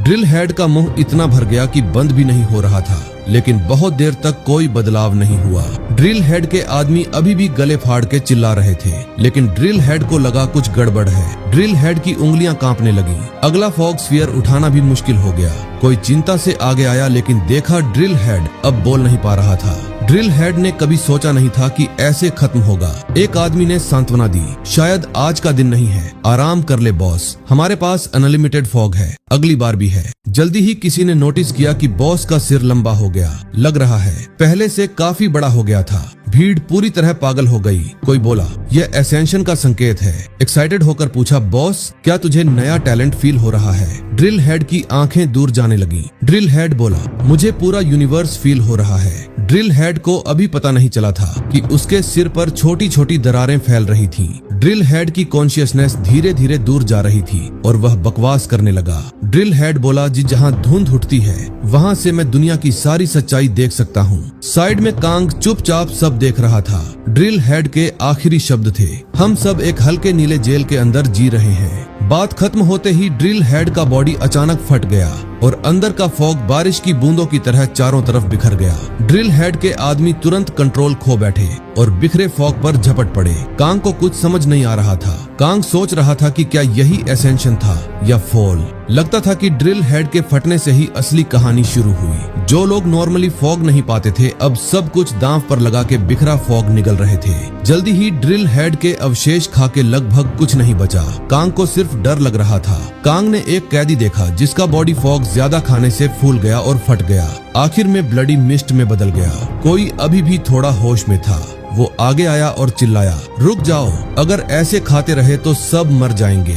हमारा बॉडी इस कंसंट्रेशन का फॉग हैंडल नहीं कर सकता। जब किसी ने नहीं सुना तो उसने उम्मीद कांग पर लगाई। उस आदमी ने कहा, तू बॉस बन जा, कोई तरीका सोच के रोक। कांग ने बिना कुछ कहे मुड़ के भागना शुरू कर दिया। कांग सोच रहा था, बॉस बनना कौन चाहता है? मुझे तो अभी भी समझ नहीं आ रहा क्या हो रहा है। यह असली दुनिया नहीं हो सकती, यह सपना होना चाहिए। कांग भागते हुए लड़खड़ाया, खुद से टकराया। तभी अचानक सामने बड़े भाई का फिगर दिखा। भाई की आवाज धुंध में गूंजी, मैंने तुझे बहुत पहले बता दिया था। कांग ने सोचा नहीं, बोला, भाई मुझे ले जा, यहाँ से निकाल दे। करीब पहुंचा तो कांग जम गया। सिर पूरी तरह गोल स्फीयर था। कांग पूरी तरह टूट गया। कांग बोला, आखिर कौन बचाएगा मुझे? 182, क्या तू मुझे बचा सकता है? पता चला कांग को बचपन से सिलेक्टिव प्रोसोपग्नोसिया था। कांग अपने भाई का चेहरा याद नहीं रख पाता था। बच्चे में फैमिली पोर्ट्रेट बनाते वक्त कांग भाई का सिर कैजुअली सर्कल बना देता था। भाई ने देखा और हंस पड़ा, अगर ऐसे बनाएगा तो कभी आर्टिस्ट नहीं बनेगा। कांग की मेमोरी में भाई का चेहरा हमेशा ब्लरी था, कभी रोती औरत जैसा, कभी डेमोनिक फेस जैसा। कांग के लिए भाई को सर्कल सोचना आसान था। बिना पता चले वो सर्कल इमेज फॉग स्फीयर से जुड़ गया। कांग ने आंखें खोली। कांग सोच रहा था कि वह बहुत डरावना था। जैसे ही कांग सांस लेने की कोशिश की, पता चला कि वह एक अजीब टेंट में था। कांग के पास राम बूटिन की आवाज और ली की चिंतित सवाल सुनाई दिए। कांग बोला, मैंने अभी बहुत भयानक नाइटमेयर देखा, लेकिन मैं यहाँ कैसे? पता चला वो लोग उस दिन ड्रिल हेड के अंडरग्राउंड बेस गए थे और सीवर से पूरा रास्ता फॉलो किया। आखिरकार राम बूटिन और ली ने कांग को स्लज के ढेर से खींच के बाहर निकाला। ली मुस्कुरा के बोली, हम तुझे बचाने आए थे, क्या हमने साथ भागने का वादा नहीं किया था? कांग के सीने में गर्माहट फैल गई। कांग ने कभी सोचा नहीं था कि ऐसी जगह में भी इतनी सच्ची नेकी मिल सकती है। कांग बोला, सॉरी, मेरी वजह से तुम्हारा प्लान डिले हो गया। कांग ने बोला, चलो अभी तुरंत निकलते हैं, लेकिन ली ने सिर हिलाया। ली बोली, राम बूटिन को अभी आराम चाहिए और हम काफी दूर आ चुके हैं। यही वो दीवार है जिसे हम पार करेंगे। हमने जानबूझकर बिना गार्ड वाली सेक्शन चुनी है, जहाँ पे कोई भी गार्ड नहीं होते। कांग ने टेंट के बाहर ऊंची दीवार की तरफ देखा। कांग का सीना सिकुड़ गया। कांग बैठ गया और राम बूटिन और ली को अंडरग्राउंड में जो कुछ देखा वो सब बताया कि कैसे उसने अपने दिमाग का उपयोग करके फॉग तैयार किया, फिर कैसे ड्रिल हेड ने एक बार में सबको खा लिया और खाने के बाद कैसे वो फट गया। फिर कांग बोला, ड्रिल हेड अब मर गया, मैंने जो फॉग बनाया वो उसे उड़ा के फाड़ दिया। सब पागल हो गए थे, पूरी अफरा तफरी मच गई थी। राम बूटिन ने समझाया, यहाँ इसे फॉल कहते हैं। कांग ने पूछा, ये फॉल क्या होता है? राम बूटिन ने बताया, जो फॉग ओवरडोज करते हैं उनका बॉडी फट जाता है, अंदर का सारा मिस्ट बाहर निकलता है, बाकी लोग बस किसी के फॉल होने का इंतजार करते हैं और फिर उसे खा जाते हैं। कांग ने फिर पूछा, तो सब्लिमेशन क्या है? लिमिट ब्रेक करना। राम बूटिन और ली ने जवाब दिया, सब्लिमेशन ड्यूल टैलेंट्स है। जब कोई अपनी एबिलिटी को लिमिट तक ले जाता है और फिर दूसरा टैलेंट गेन करता है, वह सब्लिमेशन है। जैसे ही कोई करता है, बाकी लोग उसके पीछे लग जाते हैं और पूजा करने लगते हैं। वह सुप्रीम लीडर बन जाता है, लेकिन अब तक कोई सच में सफल नहीं हुआ। ज्यादातर फॉल से मर जाते हैं। फिर भी राम बूटिन को यकीन था कि एक दिन कोई आएगा। राम बूटिन बोला, उसके पास अनलिमिटेड टैलेंट्स होंगे, इस दुनिया के नियम तोड़ देगा और सबको आजाद करेगा। उसी को हम सुप्रीम लीडर कहते हैं। यह सुनकर कांग का दिमाग 182 पर चला गया। कांग ने खुद देखा था कि वह आदमी जो सिर्फ शकरकंद पर 182 उकेरना जानता था, उसने टावर जैसे शोल्डर को आसानी से गिरा दिया था। उसी समय 182 लगातार अपने कानों से कांग की आवाज की तलाश कर रहा था। कांग ने अनमाइंडेडली अपना चश्मा ऊपर किया। इसी छोटी सी हरकत से सर्च कर रहा 182 एक पल के लिए रुक गया। 182 ने दूर की ऊंची दीवार की तरफ देखा। 182 ने कहा, लगता है मिल गया तू टीचर। अब तक 182 की सुनने की पावर लगभग मॉन्स्टर हो चुकी थी। 182 ने सोचा कि कितनी भी दूर हो, जैसे ही वह शांत होकर सुनता, वो बिल्कुल सटीक डायरेक्शन लॉक कर लेता। यह 182 के टैलेंट्स में से एक था। उसी समय अगले सीन में ड्रिल हेड का स्पेस लगभग धुंध से भर गया था। हर तरफ वर्कर्स फॉग वाटर क्लीन करने में लगे थे। एक हुड वाली औरत इधर उधर देख रही थी और चारों तरफ से हल्की नीली चमक दिख रही थी। हुड वाली औरत ने कहा, लगता है यहाँ बहुत सारे लोग फॉल हो चुके हैं। वो भी झुक गई और वर्कर्स के साथ फॉग वाटर कलेक्ट करने लगी। थोड़ी देर बाद किसी ने उसे रोका। एक आदमी ने कहा, यह कचरा उठाने में टाइम वेस्ट मत कर। वो ऊपर देखी तो एक लाल बालों वाला आदमी उसे फुल पैकेट फॉग फियर्स थमा रहा था। उसके बाद लाल बालों वाले ने कैजुअली उस आदमी से पूछा, क्या मिल गया? उस आदमी से औरत को अंदाजा हो गया कि किसकी बात हो रही है। ज्यादातर संभावना थी कि एक हाथ वाले की। औरत ने कहा, शायद मिल गया हो, लेकिन मुझे पूरा यकीन नहीं है। यह सुनकर आदमी का लहजा भारी हो गया। आदमी ने कहा, पूरी 1 साल हो गया और इतना ही मिला, बहुत निराशाजनक है। यह सुनकर औरत को गुस्सा आ गया। औरत ने कहा, सच कहूँ तो मुझे नहीं दिखता कि इस जॉब से मुझे क्या फायदा है। लाल बालों वाले ने कहा, बकवास बंद कर और काम पर लग जा। दूसरी तरफ कांग उस रात बिल्कुल नहीं सोया। टेंट के अंदर पहले तो बहुत ठंड थी और दूसरे 2 लोगों की मीठी मीठी बातें बहुत जोर से थीं। अपनी हालत देख के कपल थोड़ा शर्मिंदा हो गया। कपल ने कहा, सॉरी। कांग ने हाथ उठाकर दिखाया कि कोई बात नहीं। कांग ने कहा, कोई बात नहीं, अगर सच में बदला चुकाना है तो बस जल्दी मुझे यहाँ से निकाल दो, यही सबसे अच्छा थैंक्स होगा। फिर रात बीत जाती है और हमें अगले सुबह का सीन दिखाया जाता है। वो तीनों लोग जल्दी ही वह स्टोन वॉल पर पहुंच गए। उन्होंने अपने नजर दीवार की तरफ किया। उन्होंने देखा कि ऊंची दीवार पर सूखे खून के दाग लगे थे। रामबुटिन अपने पैरों को वार्म अप कर रहा था। कांग ने ऊपर दीवार की तरफ देखा और उसकी रीढ़ में सेंध दौड़ गई। कांग ने कहा, क्या हम सच में एक छलांग में इसे पार कर पाएंगे? जब उसकी नजर दीवार पर लगे खून के दागों पर गई तो उसकी बेचैनी किसी भी एक्साइटमेंट से ज्यादा थी। कांग ने पूछा, क्या कोई तरीका है जिसमें मैं मदद कर सकूं? रामबुटिन ने उसे एक बंडल थमाया और कहा, बस इसे प्रोटेक्ट कर। फिर रामबुटिन ने उसे फिर से देखा और कहा, एक और बात, क्या तू प्रेयर कर सकता है जैसे कैथोलिक लोग करते हैं? कांग हैरान हो गया। कांग ने कहा, मैं भगवान में विश्वास नहीं करता। तू प्रेयर क्यों करवाना चाहता है? इसका भागने से क्या लेना देना? ली ने धीरे से समझाया, इससे फर्क नहीं पड़ता कि वह काम करता है या नहीं। ऐसी निराश जगह में हम बस थोड़ा विश्वास करना चाहते हैं कि शायद कोई भगवान हमारी सुन ले। बस कर दे। थोड़ी देर बाद रामबुटिन ने दोनों की तरफ हाथ बढ़ाए और इशारा किया कि दोनों जोर से पकड़ लें। कांग का दिल जोर जोर से धड़क रहा था। वो इस जगह से निकलने वाला था। अगले ही पल रामबुटिन का टैलेंट फूट पड़ा और उसकी जांघों की मसल्स एकदम फूल गई। कांग और ली ने उसे पूरी ताकत से पकड़ा और मन ही मन प्रेयर बुदबुदाने लगे। रामबुटिन ने चिल्ला के कहा, मैं 3 तक गिनता हूँ, फिर हम यहाँ से निकल जाएंगे। तुम दोनों अच्छे से पकड़ लेना। जैसे ही वह 2 तक पहुँचा, उसकी पैरों में ताकत पीक पर पहुँच गई। बस थोड़ा सा पोस्चर एडजस्ट करना था और वो उन्हें दीवार के पार उछाल देता। उस क्रिटिकल मोमेंट में कांग ने आंखें बंद कर ली और मन ही मन प्रेयर जारी रखा। कांग को लगता था कि सच्ची श्रद्धा के लिए आंखें बंद करनी पड़ती हैं, लेकिन जैसे ही रामबुटिन ने 3 कहा, एक विशाल मुट्ठी रामबुटिन के चेहरे पर पड़ी। ठीक उछलते वक्त रामबुटिन सीधे आते 182 से टकरा गया। टक्कर की धमाके से तीनों बॉडी हवा में उलट गए और रामबुटिन उस पंच से लगभग बेहोश हो गया। कांग ने 182 को सामने देख के दंग रह गया। वो आधा तो डर से मर जा रहा था। समझ नहीं आ रहा था कि 182 यहाँ इस वक्त क्यों आया।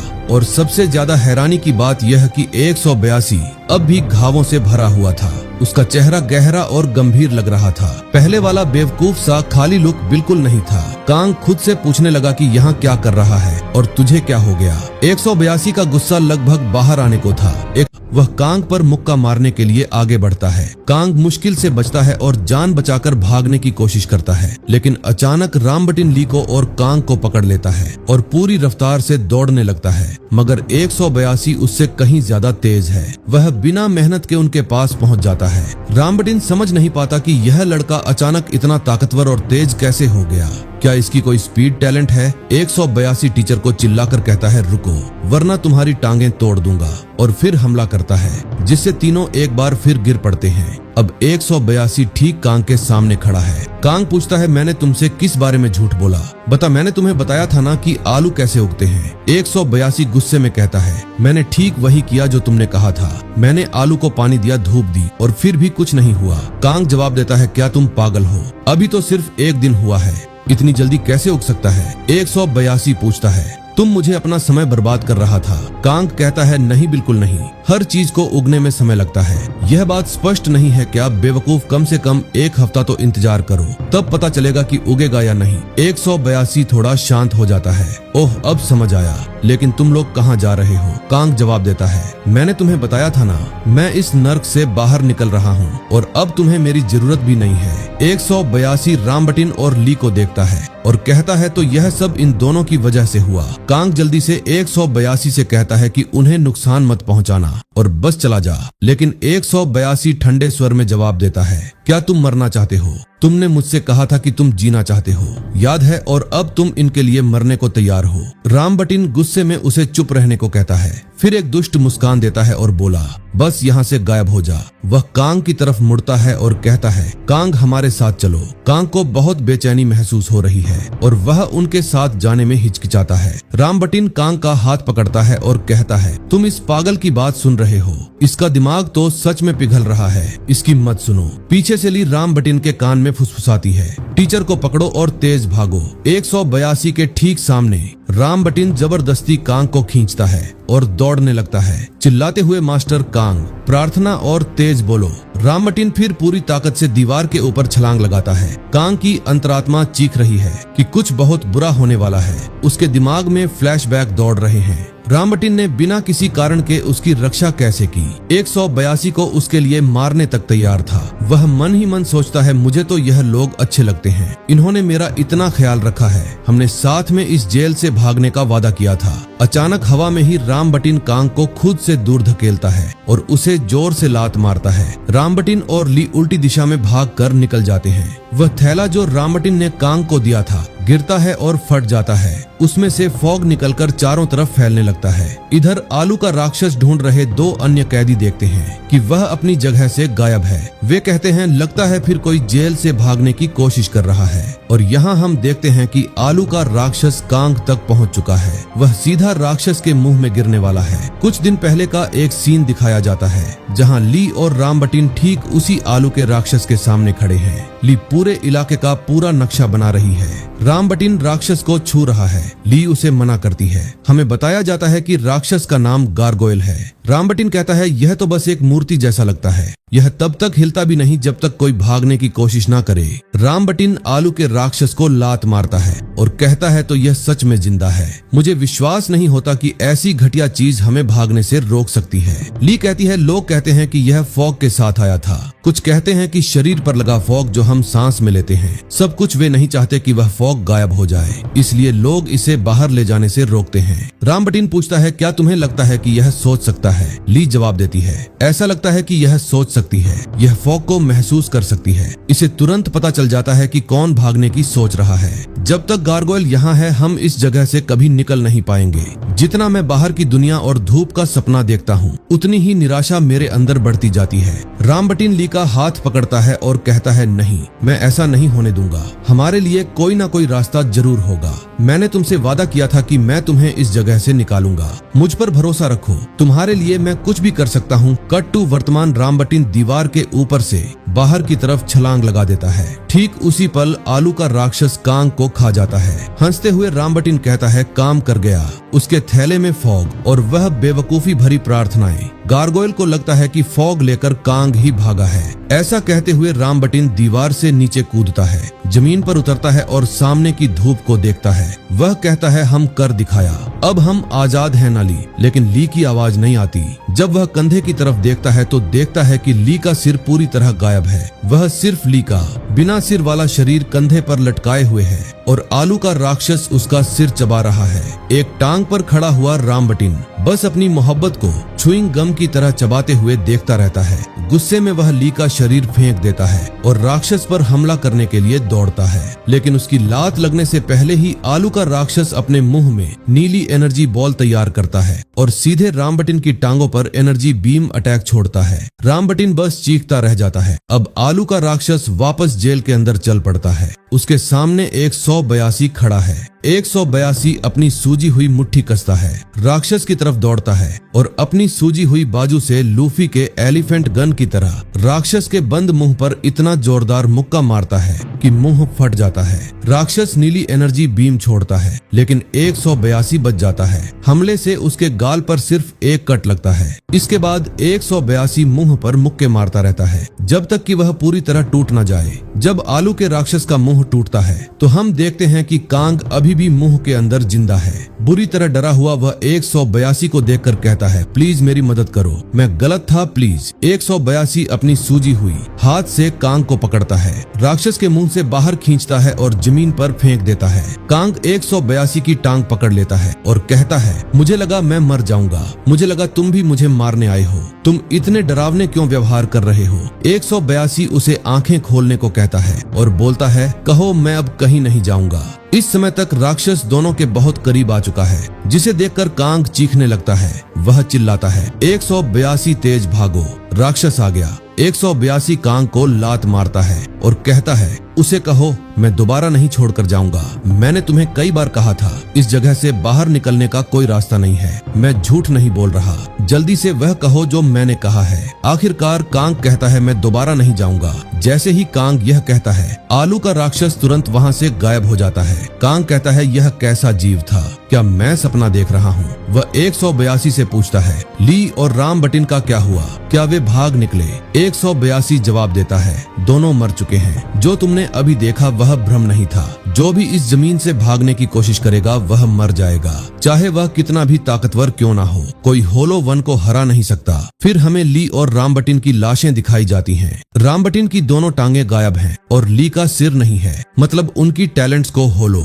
वन ने उनसे छीन लिया था। सीन बदलता है। बोन ईटर पर उस नरभक्षी पर जिसे बोन ईटर कहते हैं, वही थैले वाला मास्क पहने आदमी उसके सामने खड़ा है और पूछता है, क्या तुम सच में लोगों को खाते हो या बस लोगों को डराने के लिए यह नाम रखा है। बोन ईटर अपनी लंबी जीभ बाहर निकालता है, उसे छूता है और कहता है, मुझे भी उत्सुकता है कि तुम्हारा स्वाद कैसा है। फिर वह पूछता है, तुम बहुत बहादुर लगते हो, बच्चे यहाँ क्या करने आए हो। थैले मास्क वाला कहता है, मुझे किसी को ढूंढने में मदद चाहिए। वह एक फोटो दिखाता है और कहता है, यह कैदी नंबर 182 है, लंबाई 182 सेंटीमीटर, चेहरे के दाहिनी तरफ 2 तिल हैं, दाहिना हाथ गायब है। बोन ईटर फोटो देखता है और कहता है, बहुत स्वादिष्ट लग रहा है, क्या मैं इसे खा सकता हूँ। थैले मास्क वाला जवाब देता है, अगर तुम्हें इतना पसंद आ गया तो मैं क्या कर सकता हूँ। बोन ईटर कहता है, तुम मुझे अच्छी तरह जानते हो, तुम असल में हो कौन। थैले मास्क वाला जवाब देता है, यह मैं हूँ जो सिर्फ ताकतवरों के इलाके में जी रहा हूँ। मैं डिस्ट्रिक्ट ए का सीनियर हूँ। और हम देखते हैं कि थैले मास्क वाले की बाजू पर एक जिप है। मुझे पक्का नहीं कि वह जिप उसके कपड़ों पर है या असली त्वचा पर, और 182 से उसकी क्या दुश्मनी है मुझे नहीं पता।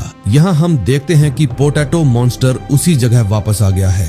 2 कैदी कह रहे हैं वह दुष्ट गोलेम वापस आ गया, और वे कहते हैं कि इस बार उसने किसी को जिंदा नहीं छोड़ा। उनमें से एक कहता है, देखो उसके दांत टूटे हुए हैं। क्या हुआ, क्या विकेट, गोलेम घायल हो गया, क्या ऐसा भी संभव हो सकता है। तभी एक क्लोक्ड आदमी आता है, उसने अपना चेहरा पूरी तरह ढक रखा है। वह कहता है, यह एक वुमेन है। दोनों चिल्लाते हैं, बाबा यागा। रहस्यमयी आदमी हंसता है, हाँ हाँ हाँ। कैदी कहते हैं, यहाँ 5 साल बीत गए, आज पहली बार उसने अपना मुंह खोला है और उसके मुंह से बहुत बुरी बदबू आ रही है। बाबा यागा कहता है, यह एक बहुत बड़ा वुमेन है, ठोड़ी पर दरार पड़ गई है, यह प्रोफेसी है। कैदी कहते हैं, जल्दी लिख लो। वह कहता है, the bird has taken flight. Baba Yaga अपने हाथ फैलाता है और कहता है, वह दिन नजदीक आ रहा है। और हम बाबा यागा का चेहरा भी देखते हैं, जिसका सिर पीछे की ओर लंबा है और चेहरा ऐसा है जैसे कोई एलियन 810 महीनों से भोजन ना किया हो। सीन टीचर और 182 पर बदलता है। कांग पूछता है, क्या ली और रामबटिन सच में मारे गए। 182 कहता है, हाँ, लेकिन उन्हें उस मॉन्स्टर ने नहीं मारा। सिर्फ एक नहीं, एक से ज्यादा हैं। कांग चिल्लाता है, यह चीज आखिर है क्या। 182 कहता है, यह वह चीज है जो फॉगलैंड से निकलने की कोशिश करने वालों का शिकार करती है और उन्हें मार डालती है। कांग अभी भी समझ नहीं पा रहा कि क्या हो रहा है, ऐसी चीज कैसे हो सकती है, और ली और रामबटिन ने उन्हें कभी ऐसी चीज के बारे में नहीं बताया। 182 कहता है, वे दोनों लायर्स थे। कांग बार बार एक ही बात दोहराता रहता है क्योंकि वह अभी तक इसे प्रोसेस नहीं कर पाया है, और वह पूछता भी है, क्या बाहर की दुनिया को पता है कि ऐसी चीज मौजूद है जो कैदियों को निकलने से रोकती है। यह खतरनाक मॉन्स्टर जो जेल से भागने वालों को मार डालता है। 182 बस उसे चुप रहने को कहता है और बोलता है, तुमने खुद अपनी आंखों से देख लिया तो विश्वास क्यों नहीं करते? अगर दीवार पार करने की कोशिश करोगे तो मार दिए जाओगे। यहाँ से निकलने का कोई रास्ता नहीं है। यह बात अपने दिमाग में बिठा लो। कांग बस चुपचाप उसे घूरता रहता है और घुटनों पर गिर पड़ता है और वह बस सोच रहा है, काश यह झूठ होता, ऐसा हो ही नहीं सकता। और वह खुद को तसल्ली देने की कोशिश कर रहा है और जोर से चिल्लाता है कि ऐसा नहीं हो सकता। 182 गुस्से में आकर उसे जोरदार मुक्का मारता है और फिर चुप रहने को कहता है। अगले सीन में हम देखते हैं कि कांग और 182 खाना खाने बैठे हैं। उनके सामने खाने की प्लेट है। 182 खाने की कोशिश करता है लेकिन उसका हाथ सूजा हुआ है, जिसकी वजह से वह चम्मच नहीं पकड़ पाता और खा नहीं पाता। इसी बीच कांग अभी भी पिछली घटना के बारे में सोच रहा है। वह मॉन्स्टर क्या है? क्या यह जेल का कोई सिक्योरिटी सिस्टम है? क्या यह कोई मशीन है? क्या यह मॉन्स्टर है या यह सब हेलुसिनेशंस हैं? लेकिन जो भी है, वह मॉन्स्टर या वह चीज इतनी ताकतवर है कि इन मॉन्स्टर्स कैदियों को रोक सके। वह मानता है कि वह सिर्फ एक बेट था जिसे रामबटिन और ली ने वहां से भागने के लिए इस्तेमाल किया और वह सोचता है, डैम, मैं इतना करीब पहुंच गया था। अब दूसरों के बारे में सोचने से क्या फायदा? मेरा स्टार्ट ही इतना बुरा था क्योंकि मैं भागने के इतना ऑब्सेस्ड था। मैंने ठीक से नहीं सोचा, बस विश्वास कर लिया। और 182 की ओर देखते हुए वह सोचता है, लेकिन यह आदमी मुझे बचाने की क्यों कोशिश कर रहा है? क्या वह कुछ छिपा रहा है? इस बार तो उसने मुझसे पोटैटोज के बारे में भी नहीं पूछा।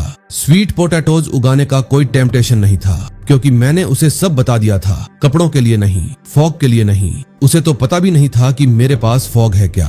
वह सच में गुड पर्सन है। भले ही मैंने उसके साथ टेरेबल बातें कही हों, मैंने उसके साथ अच्छा व्यवहार भी नहीं किया। इसके बावजूद कांग 182 से पूछता है, तुम्हारे हाथ को क्या हुआ? यह ऐसा क्यों है? 182 अपना हाथ छिपाता है और कहता है, नहीं कुछ नहीं, मैं ठीक हूँ। कांग उसके हाथ के पास जाता है और कहता है, यह पहले से भी ज्यादा सूजा हुआ है। 182 कहता है, छोड़ो, मैं ठीक हूँ, इस पर ध्यान मत दो। कांग कहता है, तुम्हें हॉस्पिटल जाना चाहिए। 182 कहता है, यह सिर्फ फ्रैक्चर है। लेकिन कांग कहता है, यह नॉर्मल नहीं लग रहा, बहुत ज्यादा सूजा हुआ है, दर्द हो रहा है। कांग जांचने के लिए उसके हाथ को छूता है और जब वह 182 के चेहरे की ओर देखता है तो पाता है कि उसे दर्द हो रहा है, लेकिन वह दिखा नहीं रहा, वह सहन कर रहा है। अगले सीन में हम देखते हैं कि 182 के हाथ पर बैंडेज बांध दी गई है। यह बैंडेज बांधकर गले में लटका दिया गया है। 182 को यह पसंद नहीं आ रहा और वह इसे हटाने को कहता है। कांग कहता है, यह बस टेम्पोरेरी है, अगर ज्यादा हिलाओगे तो और दर्द होगा।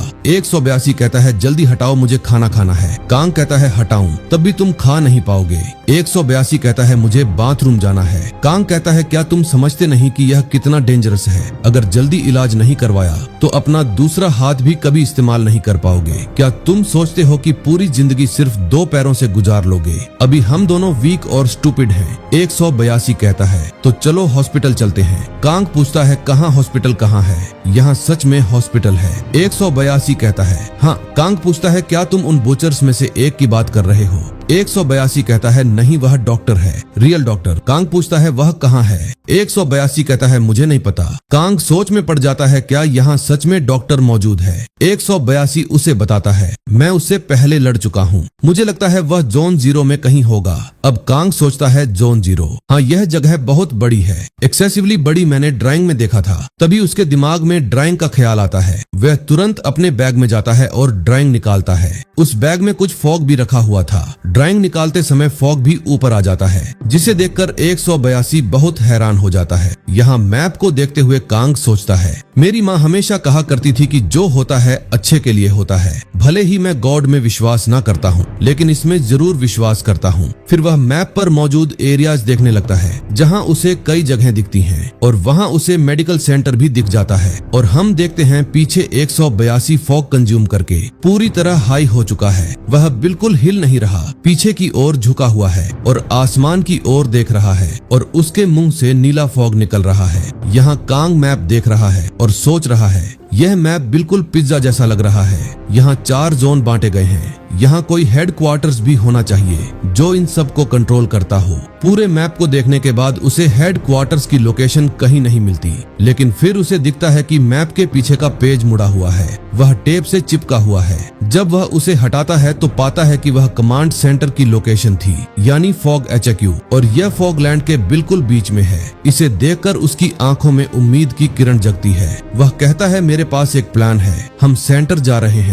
लेकिन जब वह 182 की ओर देखता है तो 182 फॉग के नशे में पूरी तरह चूर है। इसके बाद हमें एक और सीन दिखाया जाता है। यह द इंफॉर्मेशन ब्रोकर बेस का है। हम देखते हैं कि इंफॉर्मेशन ब्रोकर फॉग का एक पैकेट पकड़े हुए सोच रहा है। इन दिनों बिजनेस बहुत अच्छा चल रहा है, अगर लकी रहा तो वह 1 आर्म गाय भी मिल जाएगा।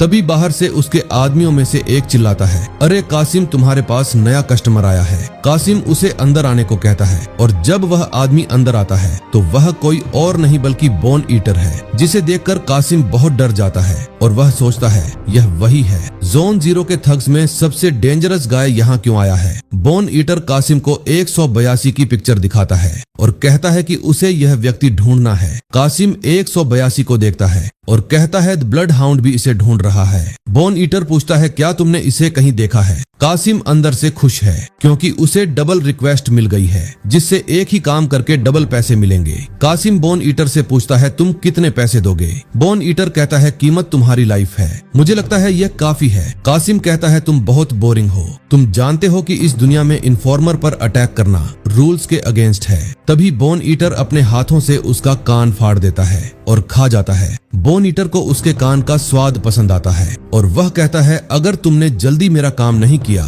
तो तुम्हारे ऑर्गन्स के फ्लेवर की क्रेविंग और बढ़ जाएगी। तो भाइयों, मैंने इस वीडियो में फॉगलैंड के चैप्टर 1 से लेकर 15 तक पूरे डिटेल में एक्सप्लेन कर दिए हैं और अगली वीडियो में हम चैप्टर 16 से 30 तक कवर करने वाले हैं। भाइयों, आगे के चैप्टर्स और भी ज्यादा इंटरेस्टिंग होने वाले हैं, इसलिए अगले पार्ट्स भी बहुत जल्दी आने वाले हैं। मैं कोशिश करूंगा कि ज्यादा लेट ना हो और जितना जल्दी हो सके उतना जल्दी अगला पार्ट लेकर आऊं। तो तब तक चैनल को सब्सक्राइब करके रखना, क्योंकि आगे स्टोरी में असली मजा आने वाला है। मिलते हैं नेक्स्ट वीडियो में। Bye brothers.